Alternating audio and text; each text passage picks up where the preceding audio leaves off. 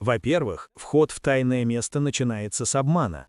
Чтобы пройти небесное зеркало, Хань Ли глотает первобытную зловещую пилюлю, маскируя свою ауру, а вся четверка радикально меняет внешность, изображая старейшин другой секты и щедро рассыпая взятки. Сканер, привыкший к поиску чистых нарушителей, не замечает подлога. Сменив личину и переплатив, они телепортируются в потрясающий подземный город из черной глазури. Во-вторых, долгий путь скрывает скрытые конфликты. Полеты в руинах запрещены, поэтому приходится плыть на торговом корабле почти 30 лет. Бессмертный владыка, пылающее пламя, не доверяет коллегам настолько, что тайно просит защиты у Хань Ли. Прагматичный герой обещает лишь не стоять в стороне, если в команде начнется настоящий кипяток. Каждое слово – шахматный ход. И, наконец, добраться до болота иллюзорного дыма – это уже испытание. Героям приходится сидеть в засаде больше 130 лет, дожидаясь подходящей погоды. Для бессмертных это лишь легкая задержка, но напряжение нарастает. Когда розовый туман наконец поднимается, команда принимает пилюли божественного духа для защиты от миражей.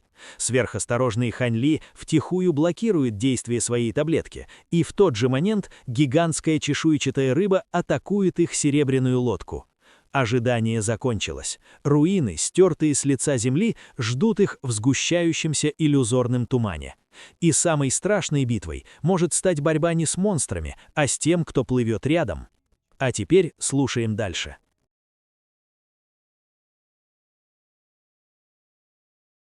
Глава 651. Возвращение в былое место. Не стоит расслабляться, друзья мои. Неизвестно, с какими еще странными существами мы можем здесь столкнуться. Как только голос Ши Чуанькуна стих, из болота выскочил гигантский двухголовый крокодил, весь в грязи, и, раскрыв одну из своих пастей, попытался целиком проглотить летающую лодку. «Ты сам призвал его, брат Ши», — с удивленной улыбкой сказал Лис 3. Ши Чуанькун не обратил на него внимания, сложив ручную печать, чтобы создать вокруг летающей лодки, казалось бы, невероятно тонкий серебряный световой барьер.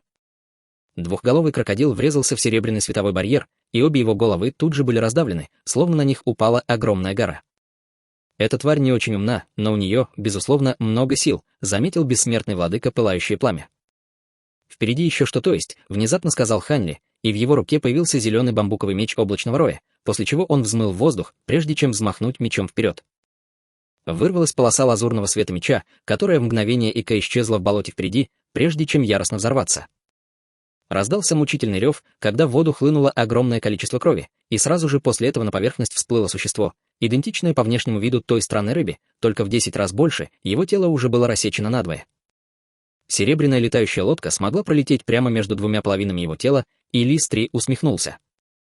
«С вами двумя на страже, мне ни о чем беспокоиться, кроме как управлять лодкой».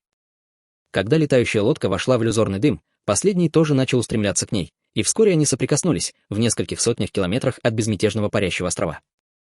Как только летающая лодка вошла в розовый дым, она тут же замедлилась, и все высвободили свое духовное чувство, чтобы осмотреть окрестности. Как и ожидалось, духовное чувство в иллюзорном тумане сильно ограничено, поэтому мы даже не сможем определить свое местоположение, сказал Лис 3. В таком случае, давайте будем немного осторожнее, и каждый из нас будет следить за одним направлением, с осторожностью предложил Ши Чуанькун. Что касается Хань Ли, то он слегка нахмурился, и в его сердце было удивление. Даже с его грозным духовным чувством, радиус действия его духовного восприятия в иллюзорном тумане составлял всего около дюжины километров. «Все в порядке, я почувствую, как только появятся руины секты», заверил бессмертный владыка пылающее пламя. Говоря это, он перевернул руку, чтобы достать розовую сферу размером с Лондон, которая ничем не отличалась от обычной жемчужины, за исключением того, что она была усеяна крошечными золотыми рунами, которые беспрестанно мерцали. «Что это?» — спросил Ши Чуанькун. «Это сфера истинной мантры, которую мне дал мой учитель. Изначально она предназначалась лишь для того, чтобы мне было удобнее передвигаться по секте, позволяя мне свободно пользоваться телепортационными формациями, но после разрушения секты эта сфера, скорее всего, единственная в мире, с ностальгией ответил бессмертный владыка пылающее пламя. То есть, ты хочешь сказать, что эта сфера истинной мантры может помочь нам найти руины?» Приподняв бровь, спросил Хань Ли. Эта сфера может установить связь со всеми телепортационными формациями в секте, которых более 300. Однако, из-за этого иллюзорного тумана, я предполагаю, что радиус ее действия будет сильно ограничен и составит не более нескольких десятков километров, объяснил бессмертный владыка пылающее пламя. все равно лучше, чем ничего. Если нам удастся найти нетронутую телепортационную формацию, то, возможно, мы сможем мгновенно телепортироваться в секту истинной мантры, сказал Лис-3. Хань, слушая их разговор, устремил свой взгляд вдаль и заметил, как из тумана впереди выступает угол крыши какого-то здания. Сразу же после этого в поле зрения появилась трехэтажная арка высотой около 300 метров. Она была невероятно полуразрушенной, и казалось, что она вот-вот рухнет. Эта арка — черная балка, одна из 10 арок на торговой улице в секте. Воскликнул бессмертный владыка Пылающее Пламя, увидев арку. «Похоже, нам повезло», — с радостным выражением лица сказал Лис-3, и летающая лодка, по его велению, начала двигаться в том направлении. «Подождите, товарищ Даос Лис-3, вы попали в иллюзию», — внезапно заявил Хань Ли. Летающая лодка резко остановилась в 300 метрах от арки, и все повернулись и увидели, что в глазах Хань Ли светится своеобразный фиолетовый свет. Это адские дьявольские глаза. «Товарищ Даосли, как вам удалось освоить эту способность духовных глаз нашей дьявольской расы?» Слегка нахмурив брови, спросил Ши Чуань-кун. «Я случайно наткнулся на эту секретную технику, и так уж получилось, что в прошлом я немного совершенствовал дьявольское искусство совершенствования, так что мне, можно сказать, повезло», — двусмысленно объяснил Хань Ли. Услышав это, в глазах Ши Чуань-куна промелькнул проблеск недоумения, но он не стал ничего больше спрашивать. Что касается бессмертного владыки Пылающее Пламя, то он не смог сдержаться и с любопытством посмотрел на Хань Ли. Они оба были культиваторами на поздней стадии Золотого Бессмертного, но Хань Ли казался ему совершенно непостижимым. Похоже, товарищ Даос Ли был идеальным кандидатом, чтобы пополнить нашу группу. Похвалил Лис-3, а затем взмахнул рукавом, выпустив в сторону арки полосу света. В тот момент, когда полоса света ударила по арке, вырвалось грозное пространство серебряного света, образовав гигантский серебряный вихрь радиусом более 300 метров. Вихрь излучал всплеск ужасающей пространственной силы, которая сжала всю арку, превратив ее в шар, прежде чем поглотить, и, в конце концов, осталась только черная дыра размером с кулак, которая тоже медленно исчезла. Увидев это, улыбка на лице Лиса-3 мгновенно немного исчезла. Слава небесам, что товарищ Даос Ли смог разглядеть иллюзию. В противном случае мы бы, скорее всего, уже были затянуты в пространственный разлом, со страхом в голосе сказал Ши Чуань-кун. Как только его голос стих, по местности начал распространяться пьянящий аромат, и все оглянулись и увидели, как в тумане появилось большое пространство дворцовых построек. Их серебряная летающая лодка больше не плыла по болоту. Вместо этого она двигалась по пышному морю цветов, разбрасывая во все стороны бесчисленные лепестки. Вокруг моря цветов была серия замысловатых павильонов и пагод, которые соединялись с дворцовыми постройками вдали, а на крытом мосту стояла группа красивых небесных дев в дворцовых одеждах. Некоторые держали в руках вкусные духовные фрукты, некоторые — фляги с изысканным вином, а некоторые — дворцовые фонари, грациозно направляясь к ближайшим павильонам. В этих павильонах сидело много бессмертных, которые пили вино, читали стихи или играли в го, и казалось, что группа Хань Ли случайно наткнулась на пир. Летающая лодка, по велению Лиса-3, тут же остановилась, и он, повернувшись к Ши Чуань-куну, сказал: «Твои пилюли божественного духа, похоже, не работают, брат Ши. Почему эти иллюзии становятся все сильнее?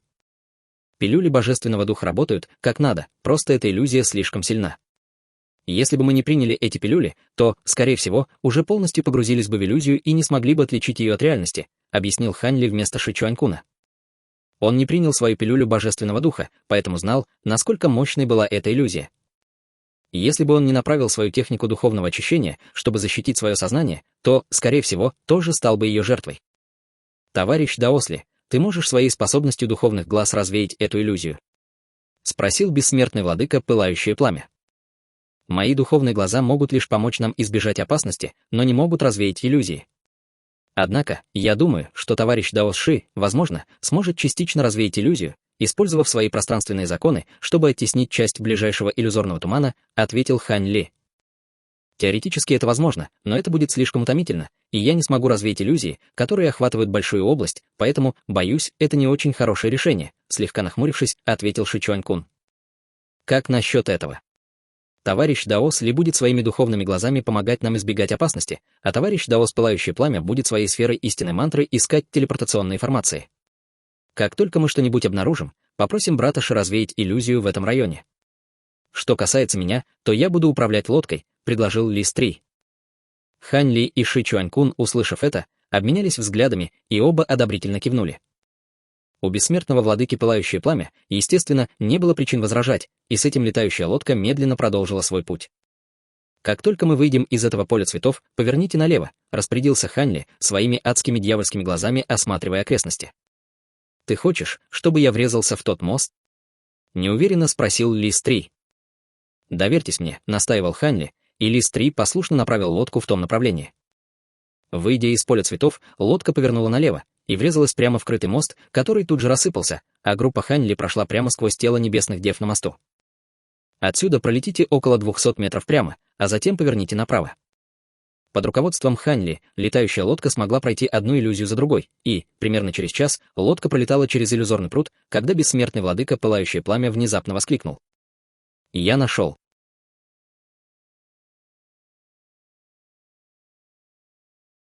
Глава 652. Восстановление.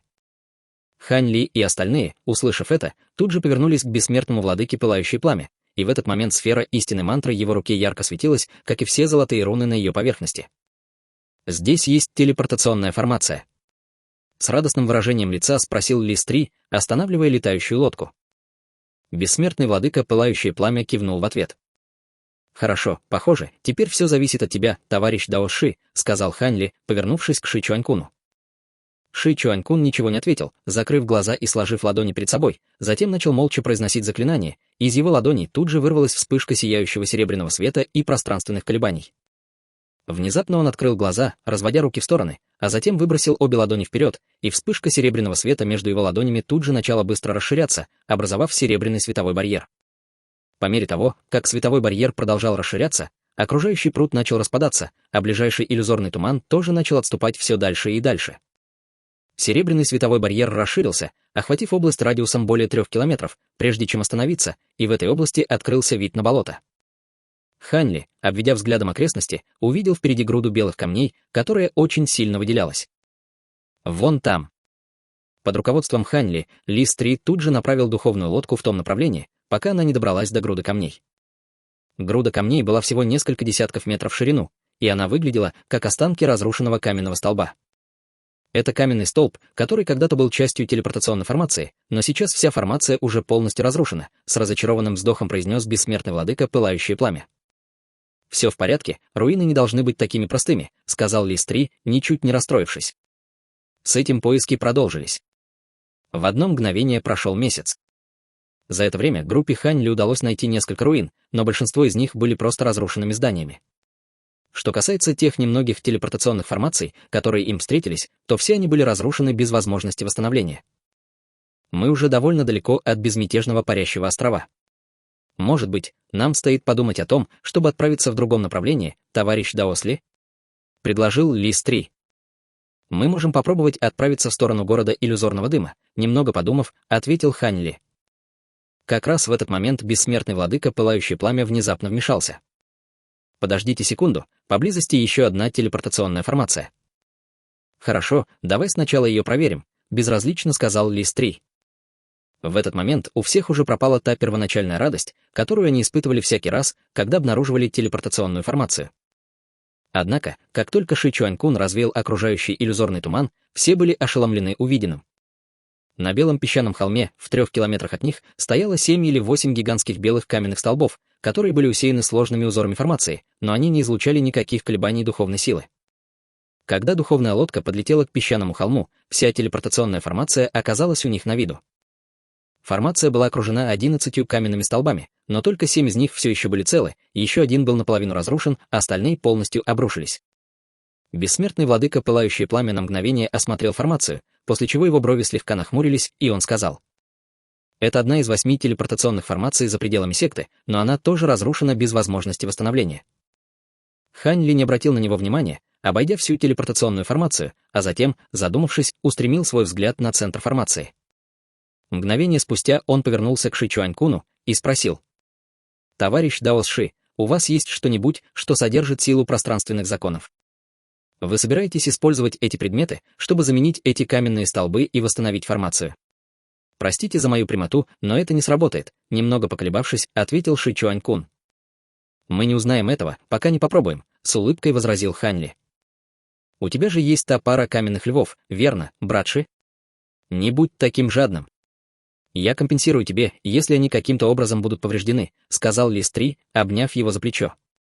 Ши Чуанькун не обратил внимания на Лиса 3, продолжая скептически смотреть на Хань Ли. Ты действительно можешь восстановить эту формацию? Я бы сказал, что шансы на успех составляют 30%. Как насчет такого? Хотите рискнуть? Спросил Хань Ли. В последнее время мне не везет, так что, скорее всего, я снова проиграю. Обреченно вздохнул Ши Чуанькун, перевернув руку, чтобы достать пару серых каменных львов, каждый из которых был около метра в высоту. Хань Ли, улыбаясь, сделал призывный жест, и 2 каменных льва были подняты вспышкой лазурного света, прежде чем опуститься на телепортационную формацию. После этого он перевернул руку, чтобы достать стопку инструмента формации, и начал процесс восстановления. Несколько часов спустя. «Готово», — заявил Хань Ли, вставив на место последнюю пластину формации. «Она теперь работает?» С недоверчивым выражением лица спросил Лис 3. Пространственной силы в каменных львах должно быть достаточно, чтобы поддерживать работу всей формации, но эти флаги и пластины формации не очень прочные, поэтому они смогут продержаться не очень долго, прежде чем будут разрушены, объяснил Хань Ли. Этого времени хватит, чтобы завершить телепортацию? Спросил бессмертный владыка Пылающее Пламя. Должно хватить. Эта формация была разработана так, чтобы иметь возможность телепортировать несколько сотен человек одновременно, поэтому она должна быть в состоянии телепортировать нас в мгновение ика. «Теперь мне нужно только одно», — сказал Хань Ли, повернувшись к Лису 3. «Что такое?» — спросил Лис 3. «Камни бессмертного происхождения, и, похоже, для формации понадобятся, по крайней мере, камни бессмертного происхождения среднего уровня», — с улыбкой сказал Хань Ли, указывая на углубление на земле. «Товарищ Даосли, ты ведь мог бы сам заполнить эти углубления», — обреченно сказал Лис 3. «Я всего лишь странствующий культиватор, поэтому у меня с собой не так уж много камней бессмертного происхождения, особенно среднего уровня», — с улыбкой ответил Хань Ли. Лис 3, услышав это, переглянулся с Ши Чуанькуном, и они оба не смогли сдержать удивленные улыбки. До этого они не верили, что Хань Ли действительно был просто странствующим культиватором, особенно учитывая все способности, которые он продемонстрировал, но после этой демонстрации скупости они начали верить ему. Группа встала в центре формации, после чего Лис 3 вставил в углубление на земле несколько камней бессмертного происхождения среднего уровня. После этого Хань Ли сделал ручную печать, и вся формация начала ярко светиться. Вскоре после этого вся группа исчезла, и свет, исходящий от формации, начал угасать.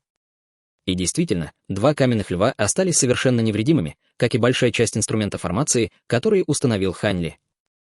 Мгновение спустя Хань Ли и остальные оказались перед огромной горой. Перед горой находился величественный вход, за которым располагалась гигантская парящая белая каменная площадь, окутанная облаком тумана. Внутри тумана, по-видимому, был пространственный барьер, который не пропускал духовное чувство, а перед входом стояло несколько огромных каменных столбов, которые упирались в облака. Вдобавок ко всему, вход был окутан белым световым барьером, который явно был каким-то могущественным ограничением. Бессмертный владыка Пылающее Пламя посмотрел на величественный вход, и на его глазах навернулись слезы, а на лице появилось задумчивое выражение. Внезапно его вырвал из раздумий оглушительный грохот, и он повернулся и увидел, как Ши Чуанькун атакует белый световой барьер. Однако, что бы он ни пытался сделать, световой барьер оставался прочным, не проявляя никаких признаков разрушения. «Дайте мне попробовать», — сказал Лис 3, когда все его тело внезапно увеличилось в размерах более чем 100 раз, и он, подняв руку и согнув пальцы в когти, яростно взмахнул ими. Появились 5 огромных проекций когтей, которые ударили по белому световому барьеру. Из светового барьера тут же вырвалась вспышка сияющей пятицветной молнии, заставив окружающее пространство беспрестанно дрожать. Однако, после того, как молния утихла, белый световой барьер остался совершенно невредимым. Не тратьте силы. В это ограничение влиты и силы пространственных законов, и силы законов времени, поэтому его невозможно разрушить обычными способами, сказал Ши Чуанькун. Несмотря на то, что Хань Ли не пытался атаковать световой барьер, он, наблюдая за ним, пришел к тому же выводу. Лис 3, услышав это, тут же вернулся к своему первоначальному облику и спросил. «С ним так трудно справиться. Ты видишь, как его можно сломать? Я могу установить формацию, чтобы ослабить пространственную силу в ограничении, и тогда, если мы все вместе атакуем его, то, возможно, сможем его прорвать», — ответил Ши Чуанькун. «Хорошо, время не ждет, так что давай начнем», — с нетерпением сказал Лис 3. Тем временем на краю болота иллюзорного дыма стоял мужчина, сложенный как стальная пагода. Он стоял, скрестив руки за спиной, и, глядя на болото, его огненно-красные волосы нежно развивались на ветру.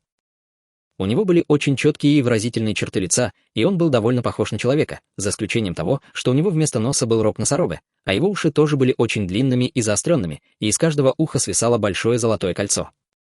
В этот момент мужчина с гневным выражением лица смотрел на иллюзорный дым в болоте. Как раз в этот момент издалека выстрелила полоса зеленого света, и, когда она была еще в нескольких сотнях километров от него, ее окутал огненно-красный духовный домен, после чего ее мгновенно телепортировало к мускулистому мужчине. Раздался оглушительный грохот, когда внезапно появилась зеленая нефритовая летающая колесница, которая силой врезалась в землю. На колеснице сидели рыжеволосый мужчина, еще один мужчина, худой, как тростник, и третий, красивый, одетый в красную мантию. Все трое, спрыгнув с летающей колесницы, тут же слегка неловко поклонились мускулистому мужчине, одновременно поприветствовав его. «Мы приветствуем старшего Чиронга».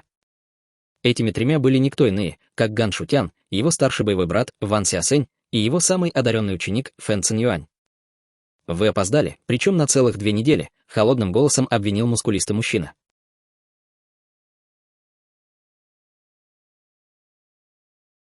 Глава 653. Множество фракций. Прошу прощения, старший Чиронг. В регионе бессмертных черных гор появился серебряный лис, и мы задержались, пытаясь его поймать, сообщил Ган Шутян. Вы его поймали? Спросил мужчина по имени Чиронг. К сожалению, серебряному лису удалось сбежать с помощью человека из дьявольской расы. Бесполезный мусор. Осудил Чиронг, прежде чем Ган Шутян успел закончить фразу.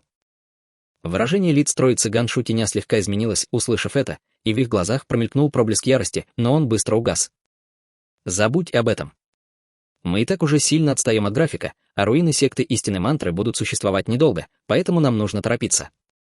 Я займусь этим вопросом позже, а сейчас нам нужно немедленно отправляться в путь, холодным голосом сказал Чиронг. Троица Ган Шутяня, услышав это, почувствовала большое облегчение, и все трое дали утвердительный ответ. Чиронг взмахнул рукавом, чтобы выпустить волну огня, которая пронеслась по воздуху перед ним, прежде чем превратиться в огромную духовную лодку в виде огненного дракона. Духовная лодка, полосой красного света, умчалась вперед с 4 мужчинами на борту, прямо в иллюзорный дым. Всего через несколько минут после их ухода из города иллюзорного дыма прилетели несколько полос света, которые приземлились на краю болота. Затем полосы света рассеялись, явив 4 фигуры, 3 мужчин и 1 женщину. Их возглавлял мужчина средних лет, который был почти в 1,5 раза выше среднего человека с бронзовой кожей. У него были очень угловатые черты лица, и он был одет в золотые доспехи, поверх которых был фиолетово-золотой плащ. Мужчиной был никто иной, как Сулю из города собирателей нефрита. Похоже, эти наглые глупцы не уважают меня, даже когда находятся на моей территории, презрительно усмехнулся Сулю. За его спиной стоял мужчина в белой мантии с ученым видом, и он небрежно сказал. Они тоже из Небесного двора, как и мы, но мы никогда не вмешивались в дела друг друга, и я согласен, что они перешли черту, придя сюда, даже не предупредив нас. Сказав это, почему ты так зол из-за этого? Если наши 4 союзных региона бессмертных объединят усилия, то это сокровище никому другому не достанется. Товарищ Даос Джао Чжэнь прав. Болото иллюзорного дыма — наша территория, а они всего лишь кучка чужаков, которые пришли сюда вслепую. Вряд ли им удастся там что-нибудь сделать, вмешалась соблазнительная женщина в фиолетовом дворцовом платье. Она была нынешним хозяином города иллюзорного дыма, а также партнером мастера Дворца бессмертных Черной Земли. Она была всего лишь на поздней стадии Золотого Бессмертного, но обладала довольно высоким статусом в 4 союзных регионах бессмертных. Жао Чжэнь звали мужчину в мантии с ученым видом, и он был бессмертным посланником, находящимся в городе Бездонного озера в регионе бессмертных Скрытого озера. Последним членом их группы был невысокий, слегка сгорбленный, пожилой мужчина, который, скрестив руки за спиной, смотрел на болото, не принимая участия в разговоре. «Старший Лу, мы все когда-то пытались в одиночку войти в руины секты истинной мантры, но никому из нас это не удалось. Теперь, когда мы решили объединить усилия, я думаю, что вы обязаны быть с нами откровенны. Вы, правда, уверены, что сможете найти пространственный узел?» — спросил Джао Чжэнь, повернувшись к невысокому пожилому мужчине. Он был никем иным, как Уляном, нынешним мастером Дворца Бессмертных начала раздора. «Будьте уверены, я бы ничего не сказал, если бы не был полностью уверен. Вы все знаете, как открыть пространственный узел, просто убедитесь, что вы не будете слишком осторожничать», — грубоватым голосом ответил пожилой мужчина. «Теперь я, безусловно, чувствую себя гораздо спокойнее», — со слабой улыбкой сказала соблазнительная женщина. «Хорошо, хватит болтать, давайте тоже отправимся в путь», — заявил Сулю, и с этим он дугой пятицветной молнии устремился в болото иллюзорного дыма, а остальные трое быстро последовали за ним. Тем временем. В небе над определенной частью болота, в бесчисленных километрах отсюда, парила гигантская каменная лестница с несколькими сотнями ступеней. В этот момент по лестнице поднималось несколько мужчин и женщин, одетых в синие плащи. Их возглавляла высокая и красивая женщина со светло-голубой кожей и вьющимися зелеными волосами, одетая в легкие чешуйчатые доспехи. Она шла элегантно и соблазнительно, двигаясь, как красивая змея, от которой невозможно было отвести глаз. За ней следовал внушительный мужчина, сложенный как каменная стена, с гигантским мечом за спиной, и худой и иссохший пожилой мужчина, который выглядел так, будто болеет чехоткой. Внушительный мужчина с серьезным и слегка встревоженным выражением лица смотрел прямо перед собой, в то время как пожилой мужчина выглядел гораздо более расслабленным, похотливым взглядом осматривая тело женщины с синей кожей. Внезапно женщина с синей кожей остановилась, а затем обернулась. Ее красивое лицо тут же стало холодным, и она посмотрела на пожилого мужчину пронзительным золотым взглядом, в котором горела жажда убийства. «Убери от меня свой грязный взгляд, иначе я убью тебя прямо здесь и сейчас». Стиснув зубы, прошипела женщина с синей кожей. Пожилой мужчина тут же замер на месте, почувствовав, будто на него вылили ведро ледяной воды. Страх, который он испытывал, был не из-за угрозы, направленной на него. Вместо этого он был вызван своеобразным светом в ее золотых зрачках. «Да-да, небесная дева Бише, я буду смотреть только вперед», заикаясь, ответил пожилой мужчина. «Небесная дева Бише, разве в нашем ордене смены облика не принято выполнять задания парами? Почему на этот раз нас трое?» Спросил внушительный мужчина. Услышав это, выражение лица женщины с синей кожей тут же смягчилось, и на ее лице появилась соблазнительная улыбка, когда она ответила. «Если бы не тот факт, что этот старый извращенец умеет создавать пространственные формации, то ты бы снова получил меня всю». Внушительный мужчина, услышав это, еще больше встревожился и поспешно сказал. «Пожалуйста, не шутите так, небесная дева Бише». Женщине с синей кожей, похоже, это очень понравилось, и ее улыбка стала еще более соблазнительной, в то время как пожилой мужчина мог лишь с унылым видом наблюдать за этим. У входа в руины секты истинной мантры группа Хань Ли была занята тем, что устанавливала инструменты формации и небольшую кучку серебряных кристаллов. В этот момент Ши Чуанькун вырезал на земле серебряную формацию, и при этом он велел Хань Ли и остальным установить формацию, все инструменты формации и серебряные кристаллы. Поскольку все четверо работали одновременно, прогресс был быстрым, и вскоре сложная и сияющая серебряная формация была завершена. «Немного отступите», — сказал Ши Чуанькун Хань Ли и его спутникам, входя в серебряную формацию. Те втроем сделали, как им было сказано, и Ши Чуанькун, сложив ручную печать и указав пальцем на серебряную формацию, тут же заставил все духовные узоры на ее поверхности загореться. Вся формация начала излучать ослепительный серебряный свет, и со всех сторон к ней хлынула безграничная ци происхождения мира, из-за чего формация начала светиться все ярче и ярче. Затем весь серебряный свет сошелся, образовав серебряное облако размером в несколько сотен метров, и внутри него кружилось бесчисленное множество серебряных рун, которые излучали грозные пространственные колебания. Ши Чуанькун поднялся в воздух, встав над серебряным облаком, и все его тело было окутано слоем сияющего серебряного света, что придавало ему божественный вид. Он начал читать заклинание, и в его руке появился серебряный значок.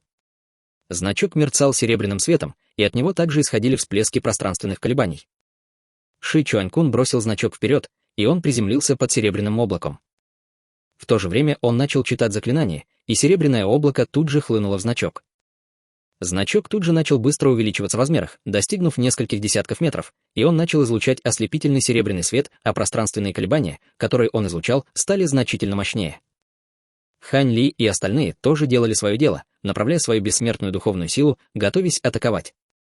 Ши Чуанькун продолжал читать свое заклинание, указывая рукой на серебряный значок, и из кончиков его пальцев выстрелили 5 полос серебряного света, прежде чем исчезнуть в значке. Раздался резкий визг, когда из значка вылетел серебряный полумесяц размером в несколько десятков метров, который, быстро вращаясь, ударил по белому световому барьеру. Однако, ожидаемого оглушительного грохота не произошло, и серебряный полумесяц, соприкоснувшись с белым световым барьером, тут же слился с ним. Изнутри белого светового барьера раздался глухой взрыв, и он сильно задрожал, когда на его поверхности появился слой серебряного света, который излучал грозные пространственные колебания. Слой серебряного света беспорядочно мерцал, но затем быстро стабилизировался. Слоем серебряного света было пространственное ограничение внутри белого светового барьера, и его появление указывало на то, что атака Ши Чуанькуна была эффективна. Увидев это, на лице Ши Чуанькуна появилось радостное выражение, и он начал быстро складывать ручные печати, после чего из значка хлынуло еще больше серебряных полумесяцев, все из которых ударили по слою серебряного света. Раздалась серия глухих раскатов, когда слой серебряного света начал беспорядочно мерцать, становясь все тусклее и тусклее. Однако, использование серебряного значка, по-видимому, очень сильно утомляло Ши Чуанькуна, и его цвет лица быстро начал бледнеть. К счастью, серебряное облако, вырывающееся из серебряной формации, постоянно вливалось в значок, чтобы поддержать его. После серии яростных атак слой серебряного света, наконец, разрушился и распался на пятнышки духовного света. В результате белый световой барьер тоже стал выглядеть гораздо более уязвимым, чем раньше. Быстрее! Я лишь временно сломал пространственное ограничение, но оно скоро восстановится. Встревоженно крикнул Ши Чуанькун.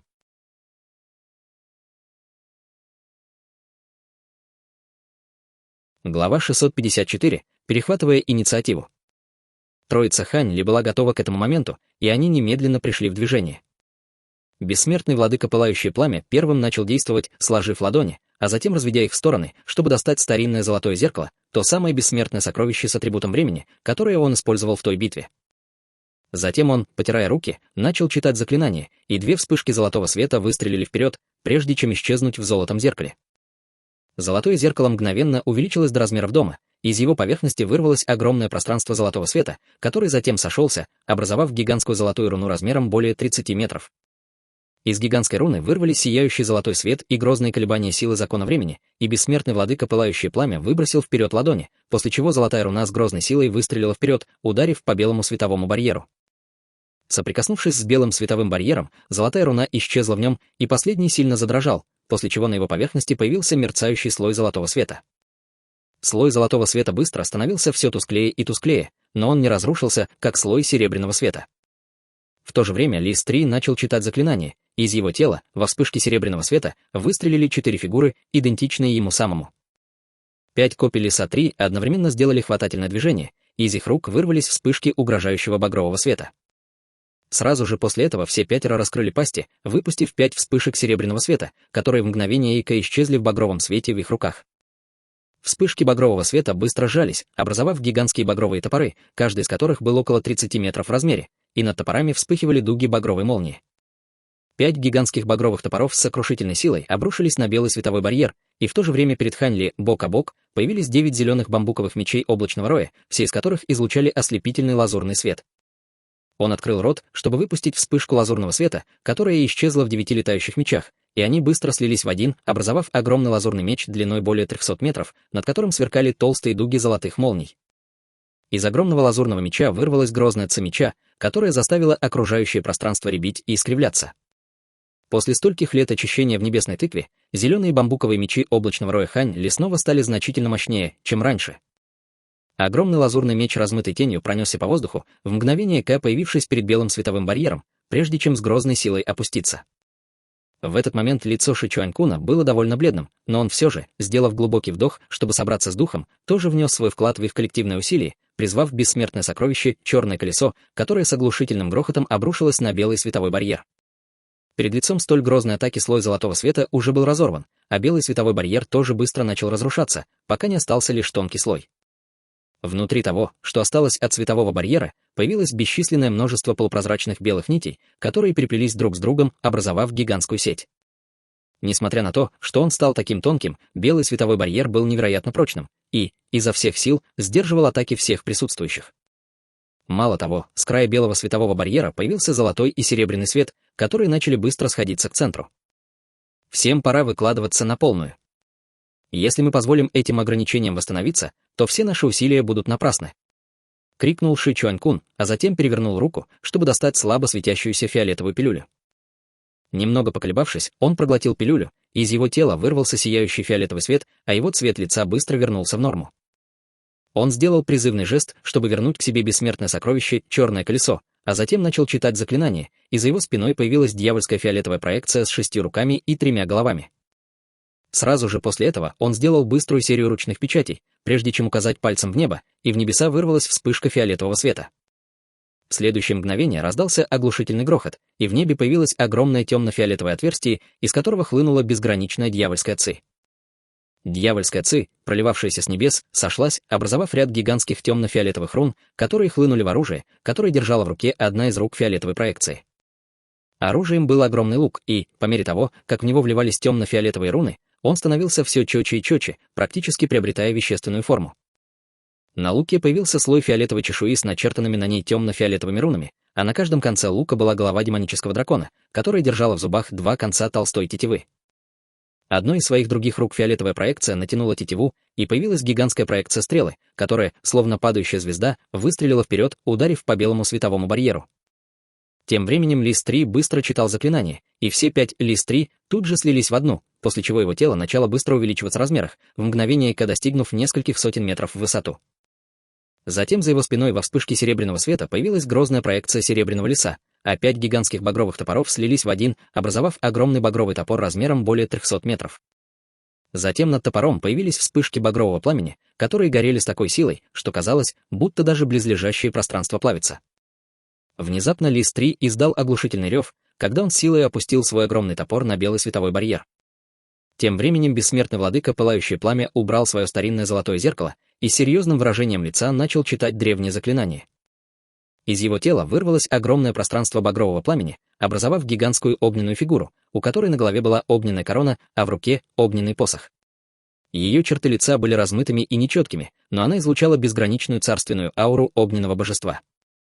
Бессмертный владыка Пылающее Пламя быстро сложил ручные печати, а затем указал пальцем на белый световой барьер, и огненная фигура за его спиной подняла свой огненный посох, прежде чем тоже указать им вперед. Раздался пронзительный визг, когда из кончика посоха выстрелила тонкая огненная линия, которая в мгновение ока исчезла в воздухе. В следующее мгновение тонкая огненная линия внезапно появилась перед белым световым барьером, прежде чем силой врезаться в него. В то же время Хань Ли слегка прищурился, когда из его тела выстрелил шар зеленого света, который превратился в высшую небесную тыкву. Все бесчисленные крошечные руны на ее поверхности вспыхнули зеленым светом, и ближайшая ци происхождения мира тут же пришла в неистовый водоворот. По велению Хань Ли высшая небесная тыква быстро увеличилась в размерах, и руны на ее поверхности значительно посветлели, а из отверстия тыквы вырвалась вспышка ослепительного зеленого света. В то же время внутри тыквы раздался глухой взрыв, как будто внутри вот-вот извергнется вулкан. «Вперед!» — крикнул Хань Ли, и тыква тут же сильно задрожала, как и пространство вокруг нее. Затем из отверстия тыквы выстрелила размытая золотая и лазурная тень, прежде чем ударить по белому световому барьеру. В результате яростной атаки Хань Ли и его союзников вырвалось огромное пространство фиолетового, багрового, серебряного и лазурного света, и во все стороны хлынула сокрушительная разрушительная аура. Среди этой вспышки четырехцветного сияния фиолетовый и лазурный свет были особенно яркими, и внутри них неистово бурлило бесчисленное множество фиолетовых и лазурных рун, вызывая неистовое волнение в ближайшей ци происхождения мира. Белый световой барьер сильно задрожал, когда на его поверхности появилось бесчисленное множество трещин, и, наконец, он, среди оглушительного взрыва, был разорван. Весь световой барьер рассыпался, прежде чем превратиться в огромное белое облако, и изнутри облака вырвались два флага, один золотой и один серебряный. Оба флага были усеяны бесчисленными звездными узорами, и золотой флаг излучал грозные колебания силы закона времени, в то время как серебряный флаг излучал грозные колебания пространственной силы. Глаза Хань Ли тут же загорелись, когда он указал пальцем на свою небесную тыкву, и из отверстия тыквы тут же выстрелила вспышка зеленого света, которая в мгновение ока преодолела расстояние в несколько сотен метров, чтобы поймать золотой флаг. В то же время появилась гигантская фиолетовая проекция ладони, которая схватила серебряный флаг. Рука принадлежала фиолетовой проекции за спиной Ши Чуанькуна, и Хань Ли, увидев, как захватили другой флаг, был весьма расстроен. По его велению вспышка зеленого света втянула золотой флаг в небесную тыкву, а гигантская фиолетовая проекция ладони отнесла серебряный флаг обратно к Ши Чуанькуну. К тому времени, как Лис-3 и бессмертный владыка Пылающее Пламя поняли, что произошло, два флага уже были захвачены Хань Ли и Ши Чуанькуном. Они обменялись взглядами, и оба могли видеть в глазах друг друга отражение своего разочарования. Было ясно, что эти два флага составляли основу ограничения, которые они только что разрушили, и оба они были бессмертными сокровищами очень высокого уровня, каждое из которых было наделено силой одного из высших законов. Однако Лис-3 и бессмертный владыка Пылающее Пламя не испытывали никакого негодования по отношению к Хань Ли и Ши Чуанькуну. Исследование каких-либо руин всегда было проверкой способностей и удачи человека, и они могли винить только себя за свою медленную реакцию. Поздравляю! Мы еще даже не вошли в руины, а вы двое уже получили пару могущественных сокровищ, с улыбкой сказал Лис-3, вернувшись к своему первоначальному облику. Брату Ли и мне на этот раз удалось захватить инициативу, но я уверен, что в руинах есть еще много сокровищ, которые вы двое сможете заполучить, с улыбкой ответил Ши Чуань-кун, и фиолетовая дьявольская проекция исчезла в его теле. Темно-фиолетовое отверстие в небе тоже начало исчезать, и, прямо перед тем, как оно полностью растворилось, Хань Ли с фиолетовым светом в глазах взглянул на него. Отверстие было заполнено дьявольской ци, и оно было настолько глубоким, что он не смог разглядеть его насквозь даже своими адскими дьявольскими глазами. Похоже, это был пространственный проход, но он понятия не имел, куда он ведет. Отбросив эту мысль, Хань Ли сделал призывный жест, и небесная тыква тут же спустилась с небес, прежде чем исчезнуть в его рукаве. Гигантский лазурный меч тоже вернулся к нему, прежде чем снова разделиться на 9 зеленых бамбуковых мечей облачного роя, которые тоже вернулись в его рукав.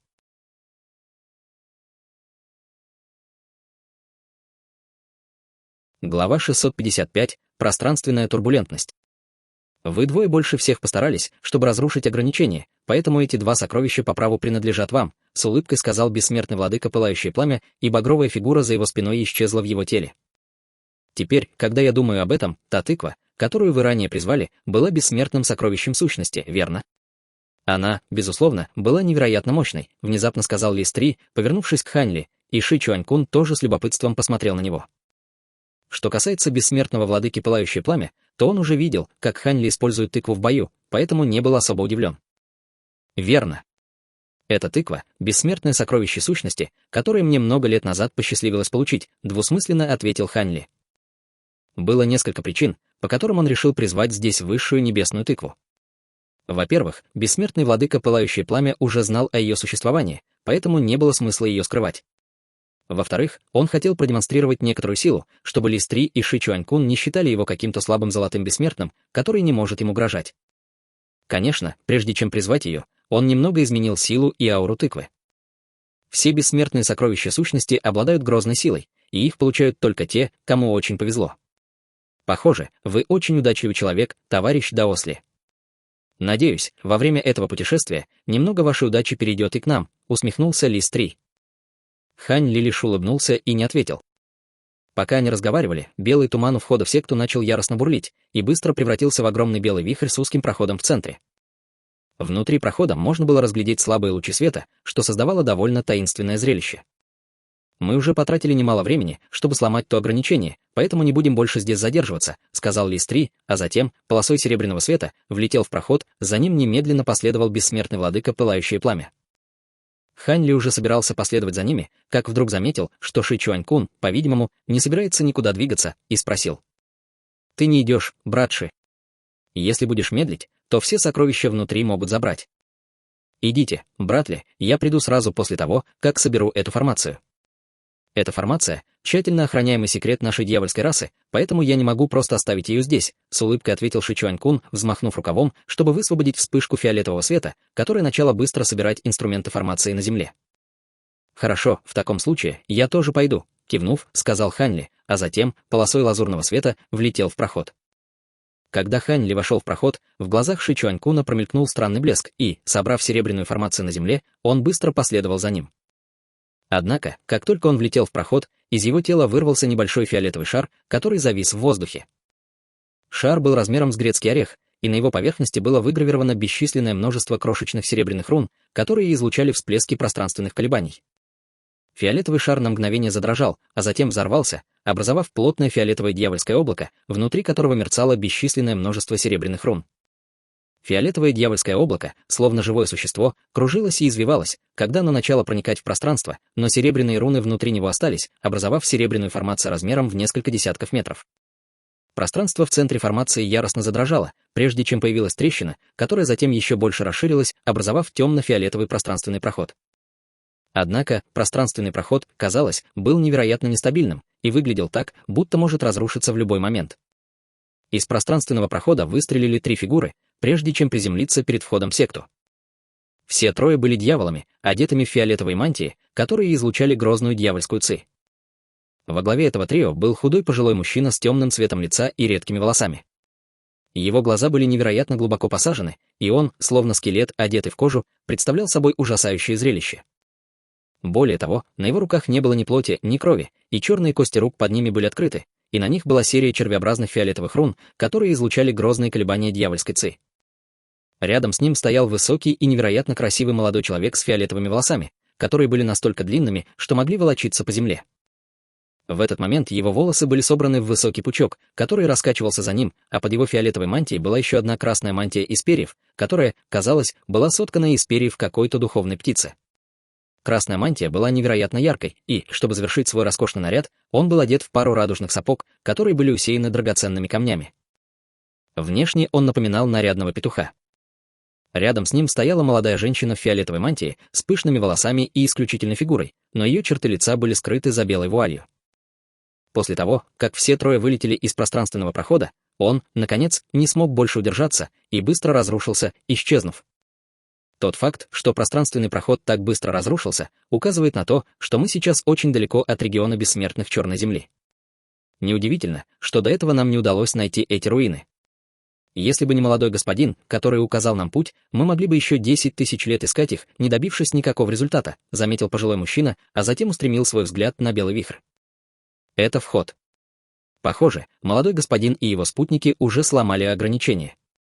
«Пойдем», — сказал фиолетово-воловый молодой человек. Однако пожилой мужчина поднял руку, чтобы остановить его, и из кончиков его пальцев выстрелило несколько фиолетовых нитей света. «Подождите». Молодой господин сказал нам подождать несколько минут, прежде чем входить в руины. Увидев фиолетовые нити света, выражение лица молодого человека слегка изменилось, и на его лице появилась смущенная улыбка, когда он сказал: «Моя ошибка, давай немного подождем, прежде чем войти». Пожилой мужчина холодно фыркнул, прежде чем опустить руку. Как только Хань Ли влетел в вихревой проход, его тело мгновенно подхватила вспышка грозной силы, после чего он оказался в огромном пространстве, наполненном неистовыми белыми течениями. Потоки белого света неистово и хаотично бурлили, сталкиваясь друг с другом и издавая оглушительный шум. Хань Ли, увидев это, слегка изменился в лице. Эти белые течения были немного похожи на пространственную турбулентность, которую ему пришлось пережить, когда он возносился из царства духовной сферы в царство истинных бессмертных. Однако, эти течения были гораздо мощнее, и в них чувствовались намеки на силы закона времени. Несмотря на то, что Хань Ли стал в бесчисленное количество раз могущественнее с тех пор, как впервые попал в царство истинных бессмертных, он все еще не мог стабилизировать свое положение, и его невольно несло вместе с белыми течениями. Со всех сторон его тела беспрестанно разрывали всплески грозной силы, и, в ответ, он создал свою истинную экстремальную мембрану, чтобы защитить себя. После этого он потратил немного времени, чтобы осмотреть окрестности, но все, что он видел, это еще больше хаотичных белых течений, в то время как Лиса 3, бессмертного владыки пылающего пламени и Ши Чуанькуна нигде не было видно. Хань Ли, увидев это, слегка нахмурился, и как раз собирался что-то сделать, как внезапно впереди появился гигантский шар белого света, который поглотил все его тело. Шар белого света был наполнен всплеском невероятно хаотичных сил закона времени, и Хань Ли перед лицом этого ослепительного белого света был вынужден закрыть глаза. В следующее мгновение вспышка грозной силы резко потянула его вниз. Раздался оглушительный удар, когда он во что-то врезался, и вся пространственная турбулентность вокруг него тут же исчезла. Открыв глаза, он, к своему восторгу, обнаружил, что вырвался из белых течений, и он, врезавшись в землю, образовал огромный кратер. Он вылетел из кратера, прежде чем подняться в воздух и осмотреть окрестности, после чего обнаружил, что находится на плоской и бесплодной равнине, практически лишенной растительности. Вокруг него клубился белый туман, и небо тоже было мутного белого цвета.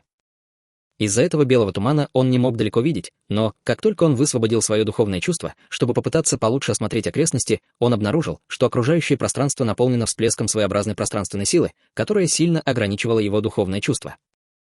Даже с его нынешним духовным чувством он мог распространить его лишь на область радиусом около 1000 метров.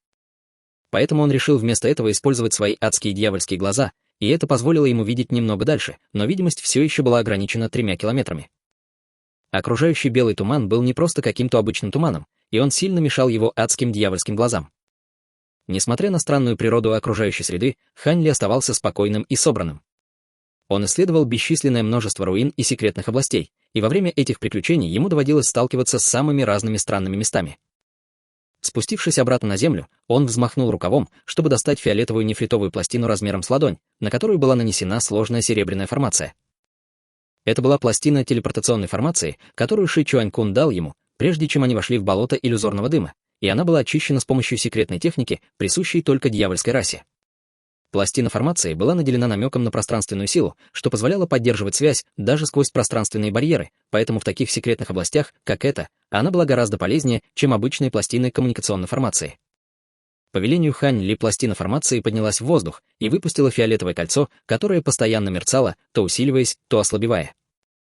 Прошло много времени, но ответа от пластины формации не последовало.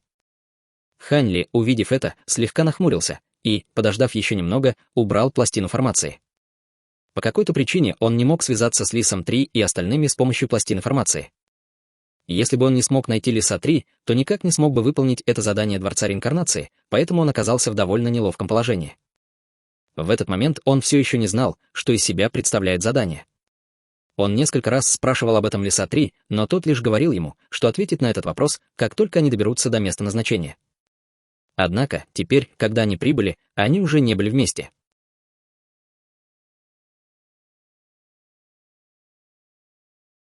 Друзья, эти главы, когда союзники ненавидят друг друга. Иллюзорный туман секты истинной мантры — это не просто плохая видимость, а разорванная ткань пространства, где невидимые разломы мгновенно разрывают на атомы любого, кто шагнет мимо.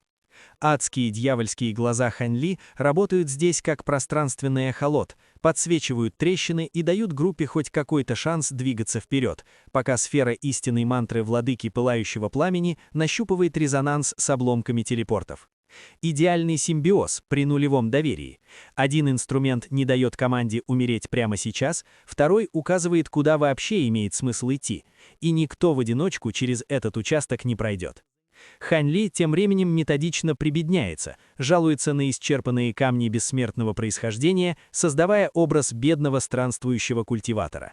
Блестящий психологический маневр. Союзники получают ложное чувство превосходства, и мотив бить в спину испаряется сам собой. Но как только главный барьер пробит, холодный прагматизм мгновенно вытесняет все притворство. Хань Ли и Ши Чуанкун выхватывают редчайшие флаги времени и пространства прямо из-под носа союзников. Чистый рейдерский захват на глазах у всех. Никто не бросается в бой лишь потому, что снаружи уже стягиваются фракции. Ши Чуанкун дополняет картину, тайно устанавливая пространственный маяк у входа, чтобы призвать свою расу. Эталонная токсичная командная работа. Портал срабатывает, но пространственная турбулентность разбрасывает группу по совершенно разным местам. Хань Ли падает на бесплодную белую равнину, один, с подавленным до минимума духовным чувством и мертвой коммуникационной пластиной. Он слеп, отрезан и даже не знает конечной цели миссии, лишь слепо следовал за нанимателями через опасные зоны. Готовлю продолжение.